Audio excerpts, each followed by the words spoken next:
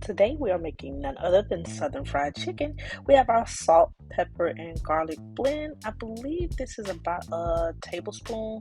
We're going to do the same measurements with our onion powder. And this is just some Cajun, you can use Cajun or any kind of like Cajun seasoning, you can use it there.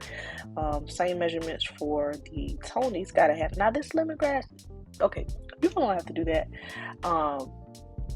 That was a gift, so I just added a little pop to it, so it was all good there.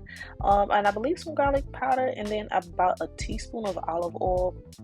I ended up adding a little bit more later, so feel free to do that. You just want to incorporate everything as well as you can. Get in there. Don't be afraid to have your children help you out here on this part to kind of get their hands dirty. Of course, use gloves if you have them, just to keep everything safe. But again, just mix everything well there, and you'll see the product now, the chicken wings and a couple tenders. I got me some tenders, y'all, because I'm picky. I do not like chicken with the bone in it. Don't talk to me about it. It is what it is. I can't eat it. It's just not gonna happen. So whenever we cooking chicken, I have to cook my own because I can't do it. So now it is time to bread our chicken. We have all-purpose flour, just basic. That's about 1 cup. And now to the left, I know that's tapioca flour. So you can use tapioca, cornstarch, rice flour, whatever you have. But adding something that's not all-purpose flour, something that's a little more organic, can add a little bit of a crisp to your chicken. Again, that is optional, but I'm slowly trying to get away from the white flour a little bit, so I try to incorporate different types of flour during the process. But anyway, as you can see, just mix everything up here. You can add some of those same seasonings or not, it's up to you. But I do add a little seasoning to the flour just because I want everything to be, seasoned and tasted well. Now everybody should know this part. You have to drop a little flour in your hot oil. That's just vegetable oil. And once you see it sizzle, sizzle, sizzle, that means your oil is nice and hot. Now, I'm not gonna hold you. My mama fries chicken like this, and I fry chicken like this. You don't have to fold them, but I do. Sometimes I do, but this time I decided to. And a little crisscross applesauce. I gotta tuck that wing behind it. Tuck it. You gotta tuck it. So I have a few wings here. Off to the side there is the bowl with the flour, so I am just tucking them and then placing them into the flour at that time.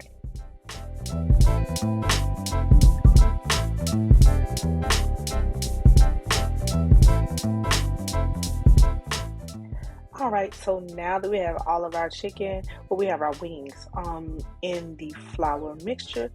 You want the entire wing to be covered from head to toe. Every single crevice, as much as you can. You want to flour every single part. Now, again, you do not have to fold it. Some people leave it open, but I didn't want to do this. I didn't have it deep enough. I'm just using the regular cast iron skillet. So that's what I chose to do. But again, you make it the best way you feel like. I'm just showing you my method here today. So again, cover, cover, cover. When you're placing that chicken into the pan here, kind of put it down away from you. You don't want any splatter or anything to kind of pop back. That's not really what you want. So when you place it down, just place it away from you. Again, just repeat the process. This is really simple. You can have help here if you're teaching your teenagers how to fry chicken. Just have fun with it. Make it your own. Now, you can use whatever seasonings you feel like is necessary. Just make sure it kind of has a balance. Honestly, you can make excellent fried chicken just with salt and pepper. That's it. That's all the seasonings. You can, that's it. You don't have to do, I got 6 seasonings. Okay, that's a little extra. You don't have to do that. You can just do salt and pepper. Now, everybody gonna say salt, pepper, onion, and garlic powder. That's just what we do. But you can keep it as basic and as extra as you would like. It's totally up to you. And the thing is, using a cast iron skillet is just excellent. It is just the way to go. And we know why. That's just what we do. right? So now we have a splatter guard. You know, you have little ones running around that like to be in the kitchen. The grease is popping. Plus, I don't want to get burned. I've been burned too many times. I'm sick of it. So put the splatter guard down. Now you fry it on a medium high heat. When you're putting that chicken down, if you notice within the first minute or two that the bottom is getting crispy or even too brown or too black, that means that your heat is a little too high. So you want it on like a medium to medium high heat, and it's going to take a while. This is not going to take 2 to 3 minutes. It has a bone in it. It's going to take longer.